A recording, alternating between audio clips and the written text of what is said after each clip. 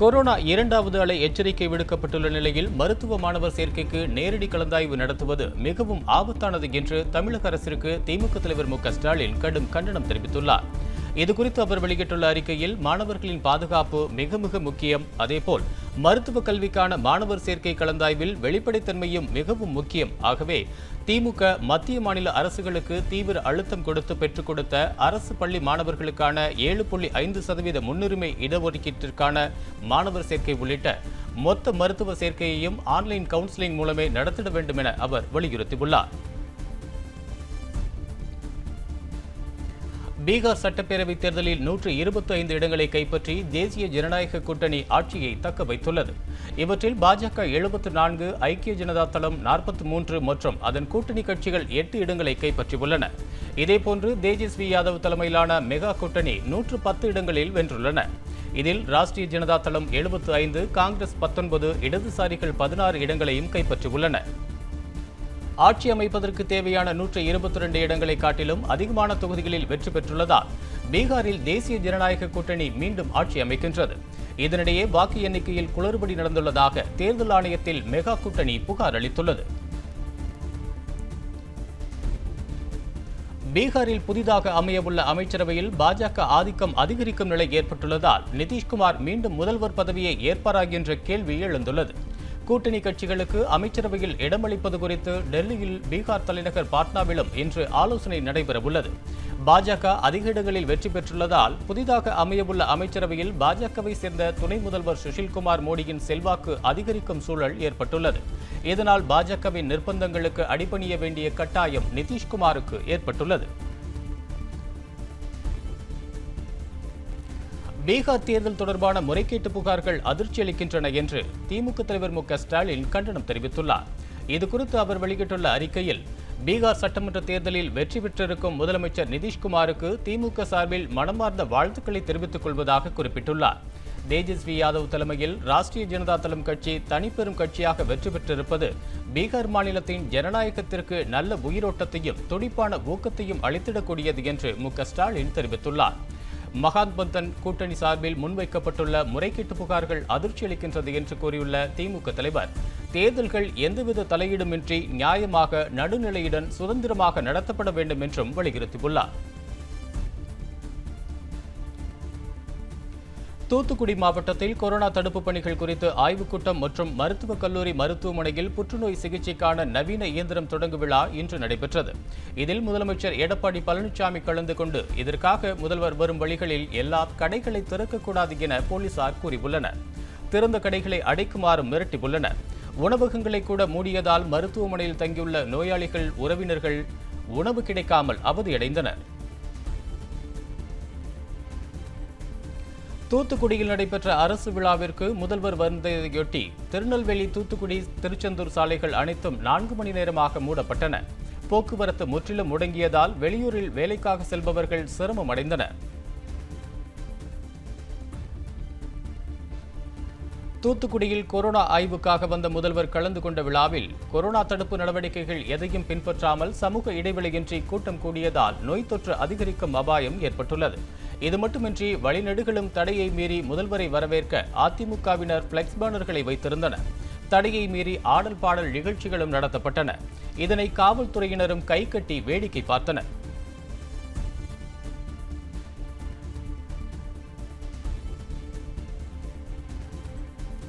எடப்பாடி பழனிசாமியின் தூத்துக்குடி வருகையை கண்டித்து go back EPS என்ற ஹேஷ்டேக் ட்விட்டரில் ட்ரெண்ட் ஆகியுள்ளது. தூத்துக்குடி ஸ்டெர்லைட் ஆலைக்கு எதிரான போராட்டத்தில் காவல்துறையினர் நடத்திய துப்பாக்கிச் சூட்டில் 13 பேர் கொல்லப்பட்ட சம்பவம் நாடு முழுவதும் பெரும் அதிர்வலைகளை ஏற்படுத்தியது. இதில் பாதிக்கப்பட்ட குடும்பத்தினருக்கு உரிய நிவாரணம் கிடைக்காததுடன் இதற்கு காரணமான அதிகாரிகள் இதுவரை தண்டிக்கப்படவில்லை.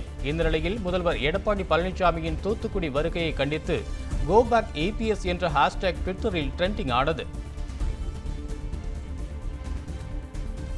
சென்னை மெரினா கடற்கரையில் மீன் அங்காடிகளை முறைப்படுத்துவது தொடர்பாகவும் கடற்கரையை தூய்மைப்படுத்துவது தொடர்பாகவும் தொடரப்பட்ட வழக்குகள் நீதிபதி வினித் கோத்தாரி மற்றும் ரமேஷ் அடங்கிய அமர்வு முன்பு இன்று விசாரணைக்கு வந்தது.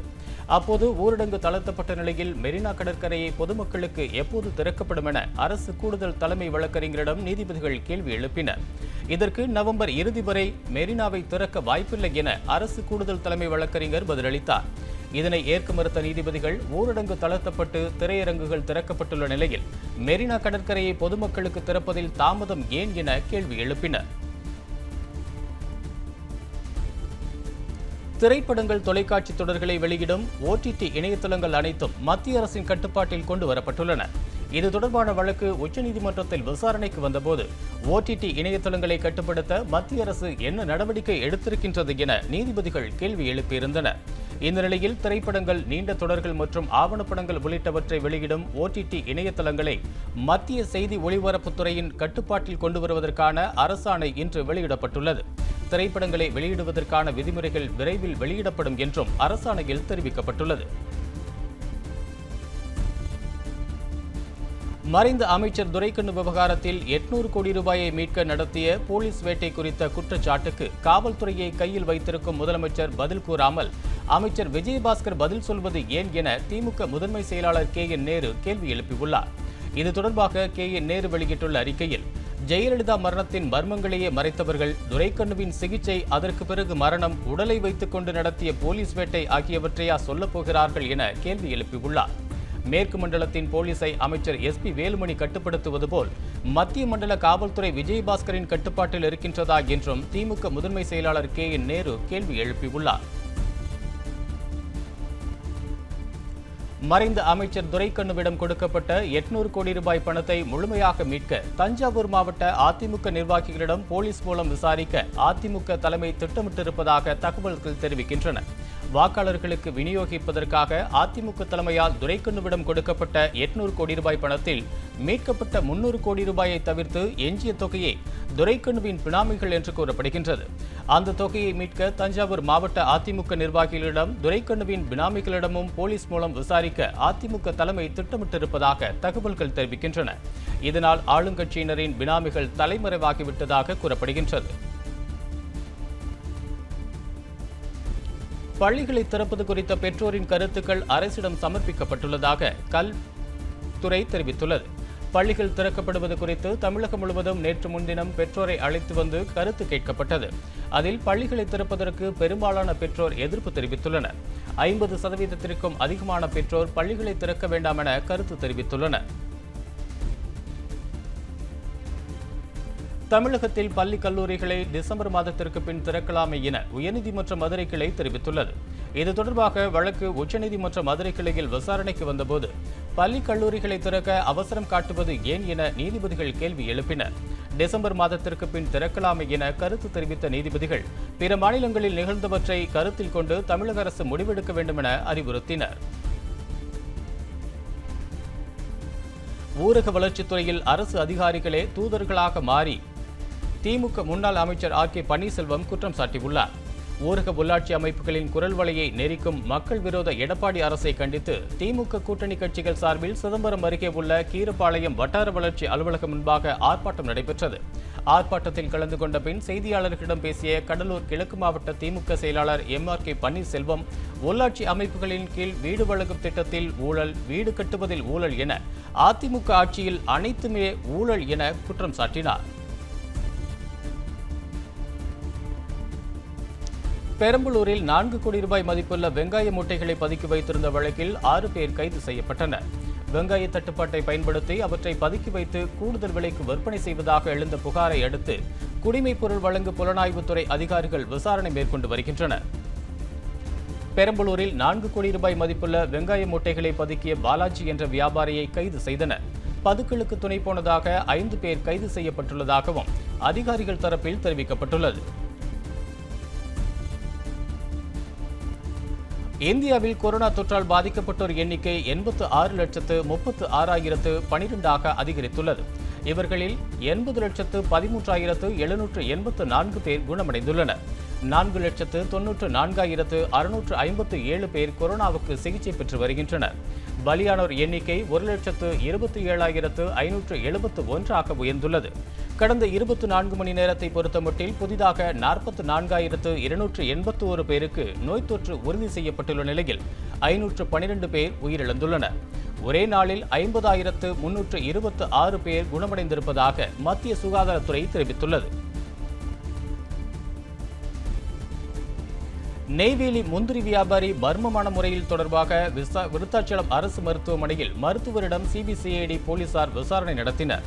கடலூர் மாவட்டம் நெய்வேலி காவல் நிலைய போலீசாரால் விசாரணைக்கு அழைத்துச் செல்லப்பட்ட முந்திரி வியாபாரி செல்வமுருகன் அடித்துக் கொல்லப்பட்டதாக கூறி அவரது உடலை வாங்க மறுத்து 7வது நாளாக உறவினர்கள் போராட்டத்தில் ஈடுபட்டுள்ள நிலையில் இந்த சம்பவத்தை விசாரித்து வரும் டிஎஸ்பி குணவர்மன் தலைமையிலான சிபிசிஐடி போலீசார் செல்வமுருகனின் குடும்பத்தார் மற்றும் உறவினர்களிடம் நேற்று விசாரணை நடத்தினர். இன்று விருத்தாச்சலம் அரசு மருத்துவமனை தலைமை மருத்துவர் எழிலிடம் சிபிசிஐடி குழு விசாரணை நடத்தி வருகின்றனர். சென்னை வில்லிவாக்கத்தில் செயல்பட்டு வந்த அரசு உதவி பெறும் சிங்காரம்பிள்ளை பள்ளியை இடித்துவிட்டு வணிக வளாகம் கட்டுவதற்கு மார்க்சிஸ்ட் கம்யூனிஸ்ட் கட்சியினர் ஆர்ப்பாட்டத்தில் ஈடுபட்டனர். ஆர்ப்பாட்டத்தில் கலந்து கொண்ட பின் செய்தியாளர்களிடம் பேசிய அக்கட்சியின் மாநில செயலாளர் கே பாலகிருஷ்ணன், மாணவர்களின் எதிர்காலம் பாதிக்கும் வகையில் பள்ளியை இடித்துவிட்டு வணிக வளாகம் கட்ட அனுமதி அளித்த அதிகாரிகள் மீது நடவடிக்கை எடுப்பதுடன் அதே இடத்தில் பள்ளிக்கூடம் செயல்பட அனுமதிக்க வேண்டும் என வலியுறுத்தினார். பாஜகவின் வேல் யாத்திரையை அனுமதிக்கும் விவகாரத்தில் தமிழக அரசு இரட்டை வேடம் போடுவதாக கே பாலகிருஷ்ணன் குற்றம் சாட்டினார். தமிழக கடலோர பகுதியில் நிலவும் வளிமண்டல மேலடுக்கு சுழற்சி காரணமாக அடுத்த 24 மணி நேரத்தில் திருவள்ளூர், சென்னை, காஞ்சிபுரம், செங்கல்பட்டு, கடலூர், காரைக்கால் மற்றும் டெல்டா மாவட்டங்களில் ஓரிரு இடங்களில் கனமழை பெய்யக்கூடும் என வானிலை மையம் தெரிவித்துள்ளது. அடுத்த 48 மணி நேரத்தை பொறுத்தமட்டில் திருவள்ளூர், சென்னை, காஞ்சிபுரம், செங்கல்பட்டு, கடலூர், விழுப்புரம், புதுக்கோட்டை, புதுச்சேரி, காரைக்கால் மற்றும் டெல்டா மாவட்டங்களில் ஓரிரு இடங்களில் கனமழை பெய்யக்கூடும் என வானிலை ஆய்வு மையம் கூறியுள்ளது.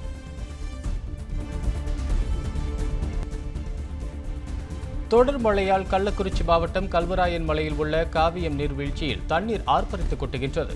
அருவியில் குளிக்க சுற்றுலா பயணிகள் அதிகம் ஆர்வம் காட்டுகின்றனர். இருப்பினும் நீர்வீழ்ச்சிக்கு செல்ல முறையான சாலை வசதிகள் இல்லை என குற்றம் சாட்டும் சுற்றுலா பயணிகள் கவியம், மேகம், சிறுகளூர், எட்டியார் மற்றும் பெரியார் நீர்வீழ்ச்சிகளுக்கு முறையான வழித்தடம் அமைத்துக் கொடுத்தால் மிக சிறந்த சுற்றுலா தலமாக மாறும் என வேண்டுகோள் விடுத்திருக்கின்றனர். உதகையில் தொடங்கியுள்ள பனிப்பொழிவு ரம்மியமான காட்சியாக தருகின்றது. மலைகளின் அரசு என அழைக்கப்படும் நீலகிரி மாவட்டத்தில் ஆண்டுதோறும் நவம்பர் மாதத்தில் நீர்ப்பனிப்பொழிவும், டிசம்பர் மாதத்தில் உறைப்பனி சீசனும் தொடங்கும். நடப்பாண்டிற்கான நீர்ப்பனி சீசன் தொடங்கிய 2 நாட்களிலேயே இதன் தாக்கம் கடுமையாக உள்ளது. உதகை முழுவதும் பச்சை கம்பளத்தில் முத்துக்கள் பதித்தது போல ரம்மியமான காட்சி அளிக்கின்றது. உதகை ரயில் நிலையம், குதிரை பந்தய மைதானம், தாவரவியல் பூங்கா உள்ளிட்ட பகுதிகள் மினி காஷ்மீர் போல் காட்சியளிக்கின்றது. சுடுகாட்டிற்கு பொதுப்பாதை அமைத்து தர வலியுறுத்தி செங்கல்பட்டு அருகே அருந்ததியின மக்கள் சாலை மறியல் போராட்டத்தில் ஈடுபட்டனர்.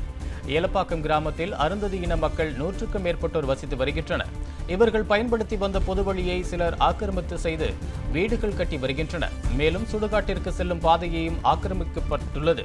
இதுகுறித்து நடவடிக்கை எடுக்க கோரி பலமுறை அதிகாரிகளிடம் தெரிவித்தும் எந்தவித நடவடிக்கையும் எடுக்கவில்லை. இதனால் ஆத்திரமடைந்த அப்பகுதி மக்கள் சுடுகாட்டிற்கு பாதை அமைத்து தரக்கோரி சாலை மறியலில் ஈடுபட்டனர். ஆந்திராவிலிருந்து மதுரைக்கு கடத்தி வரப்பட்ட 300 கிலோ கஞ்சா பறிமுதல் செய்யப்பட்டது. மதுரை பழங்கானந்த பகுதியில் போலீசார் வழக்கமான வாகன சோதனையில் ஈடுபட்டிருந்தனர். அந்த வழியே வந்த கனரக வாகனத்தை நிறுத்தி ஓட்டுநரிடம் விசாரித்த போது முன்னுக்கு பின் முரணாக பதில் அளித்தார். இதனால் சந்தேகமடைந்த போலீசார் வாகனத்தை சோதனை செய்ததில் சுமார் 300 கிலோ கஞ்சா இருப்பது தெரிய வந்தது. அவற்றை பறிமுதல் செய்த போலீசார் ஓட்டுநர் மலைச்சாமியிடம் நடத்திய விசாரணையில் அண்மை காலமாக ஆந்திராவிலிருந்து கஞ்சா கடத்தி வந்து மதுரை மாநகர் பகுதியில் விற்பனை செய்தது தெரிய வந்தது.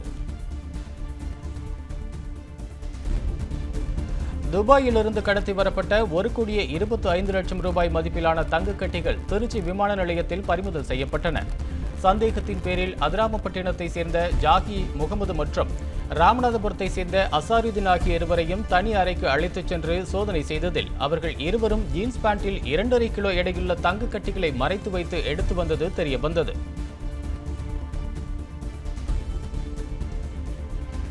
வேலூரில் ஓய்வு பெற்ற மத்திய அரசு ஊழியரின் வீட்டில் 1 கோடி ரூபாய் மதிப்பிலான தங்க நகைகள் மற்றும் 10 லட்சம் கொள்ளையடிக்கப்பட்ட வழக்கில் அவரது மகனின் நண்பர் கைது செய்யப்பட்டார். சத்துவாச்சேரியில் வசித்து வரும் சந்திரன் குடும்பத்தினர் தேவாலயத்திற்கு சென்றிருந்த போது அவரது வீட்டில் பூட்டு உடைக்கப்பட்டு பீரோவில் இருந்த 2.5 கிலோ தங்க நகைகள், 10 லட்சம் ரூபாய் மற்றும் முக்கிய ஆவணங்கள் கொள்ளையடிக்கப்பட்டன. இந்த நிலையில் சந்திரனின் மகன் இம்ரானின் நண்பர் மதிவாணன் என்பவரே கொள்ளை சம்பவத்தில் ஈடுபட்டது தெரிய வந்தது. அவரிடமிருந்து நகைகள் மற்றும் ரொக்கப்பணம் மீட்கப்பட்டன. செங்கல்பட்டு மாவட்டம் திருக்கழுக்குன்றம் அருகே மாயமான சகோதரிகள் அங்குள்ள கிணற்றில் சடலமாக மீட்கப்பட்டனர். ஆமைப்பாக்கத்தை சேர்ந்த ஹரிகிருஷ்ணன் சீதா தம்பதியான பிரியங்கா செண்பகவள்ளி மற்றும் ஒரு மகள் உள்ளனர். கூலி தொழிலாளிகளான பெற்றோர் இருவரும் வேலைக்கு சென்று வீடு திரும்பும்போது சகோதரிகள் இருவரும் மாயமாகி இருந்தனர்.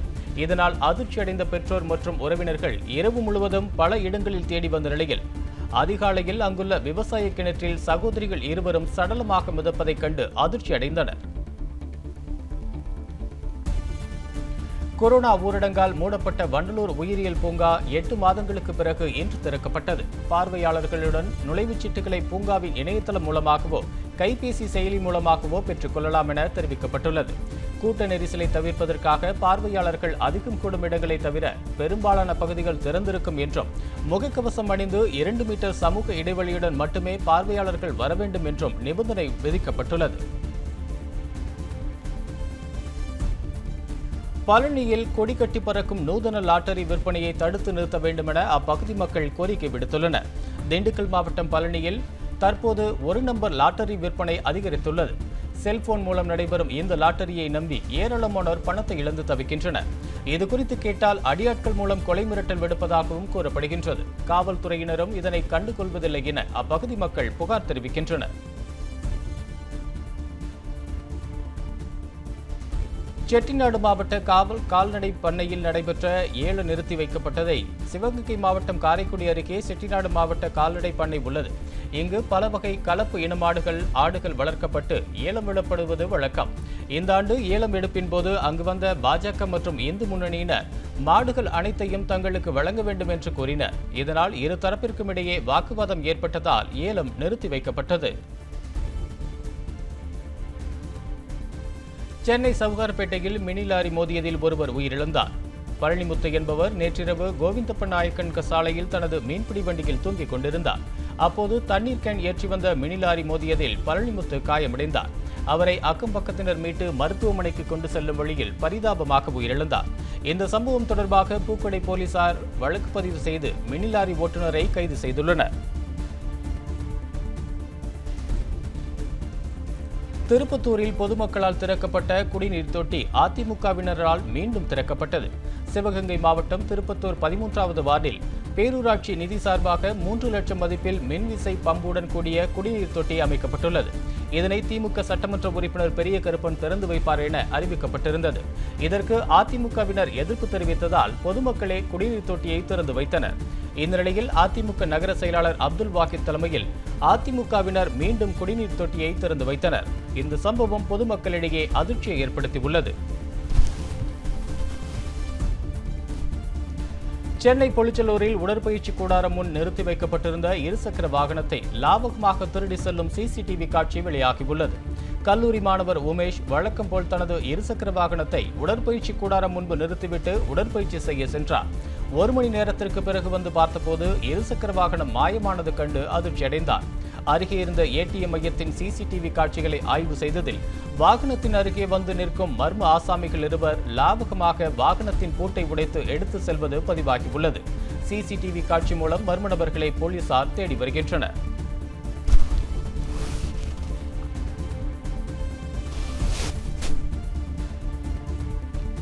அமெரிக்காவில் கோவிட் மருத்துவ குழுவில் இடம்பெற்றுள்ள ஈரோட்டை சேர்ந்த ஷெலின் குடும்பத்தினருக்கு திமுக தலைவர் மு க ஸ்டாலின் வாழ்த்து தெரிவித்துள்ளார். அமெரிக்க அதிபர் தேர்தலில் வெற்றி பெற்றுள்ள ஜோ பைடன் கோவிட் மருத்துவ குழு ஒன்றை அமைத்துள்ளார். அதில் ஈரோடு மாவட்டம் பெருமபாளையத்தை சேர்ந்த நடராஜ் என்பவரின் மகள் ஷெலின் இடம்பெற்றுள்ளார். ஷெலின் குடும்பத்தினர் அமெரிக்காவில் உள்ள நிலையில் ஈரோட்டில் வசிக்கும் ஷெலின் உறவினர்களுக்கு திமுக தலைவர் மு க ஸ்டாலின் தொலைபேசியில் தொடர்பு கொண்டு வாழ்த்துக்களை தெரிவித்தார். பெருமாபாளையத்திற்கு திமுக மாவட்ட செயலாளர் சு முத்துசாமி உள்ளிட்ட நிர்வாகிகள் நேரில் சென்று வாழ்த்து கூறினர்.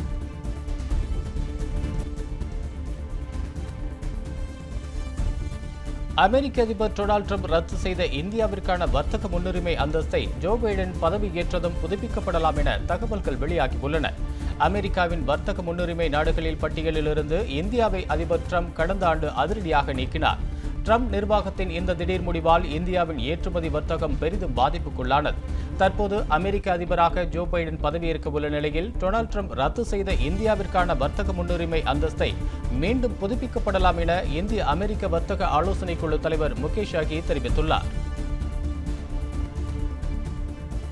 அமெரிக்காவில் ஹைபர்லூப் எனப்படும் அதிவேக ரயில் போக்குவரத்து மூலம் முதல் முறையாக 2 மனிதர்கள் பயணம் செய்துள்ளனர்.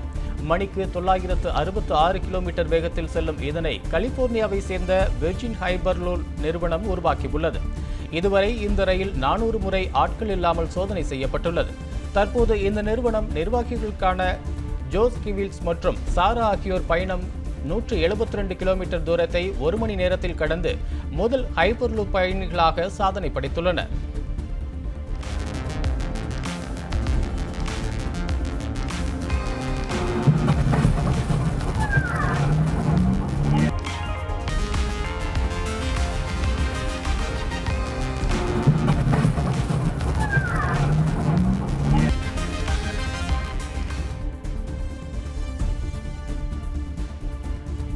தேர்தல் முடிவுகளை அதிபர் டிரம்ப் ஏற்க மறுப்பது தர்ம சங்கடத்தை ஏற்படுத்தியுள்ளதாக புதிய அதிபராக பதவியேற்க உள்ள ஜோ பைடன் தெரிவித்துள்ளார். டிரம்பின் நடவடிக்கை அதிபர் பதவியின் பாரம்பரியத்திற்கு உகந்ததாக இருக்காது என்று தெரிவித்த அவர், ஜனவரி மாதத்தில் அனைத்து பலனளிக்கும் விதமாகவே அமையும் என நம்புவதாக கூறினார். இதற்கிடையே நாம் வெற்றி பெறுவோம் என டொனால்ட் டிரம்ப் மீண்டும் ட்விட்டரில் பதிவிட்டுள்ளார்.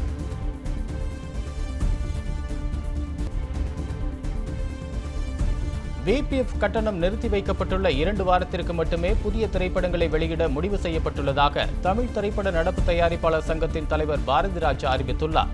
விபிஎஃப் கட்டணம் செலுத்தி படங்களை வெளியிடுவதில்லை என்பதில் உறுதியாக உள்ளதாகவும் பாரதிராஜா தெரிவித்துள்ளார்.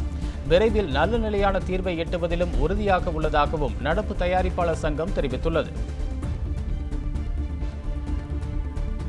நட்சத்திர தம்பதிகளான சூர்யா ஜோதிகா மீண்டும் இணைந்து நடிக்க உள்ளனர். நட்சத்திர தம்பதிகளான சூர்யா ஜோதிகா கடைசியாக இணைந்து நடித்த படம் சில்லுன்னு ஒரு காதல். கடந்த 2006ஆம் ஆண்டு வெளிவந்த இந்த திரைப்படத்திற்கு பிறகு திருமணம் செய்து கொண்ட இருவரும் அதன் பின்னர் இணைந்து நடிக்கவில்லை. இந்த நிலையில் சூர்யாவும் ஜோதிகாவும் இணைந்து நடிக்க உள்ள படத்தை அலிதா ஷகிம் இயக்க உள்ளதாக தகவல் வெளியாகியுள்ளது. இவர் சில்லு கருப்பட்டி படத்தை இயக்கி பிரபலமானவர். இது குறித்த அதிகாரப்பூர்வ அறிவிப்பு விரைவில் வெளியாகக்கூடும் என எதிர்பார்க்கப்படுகின்றது.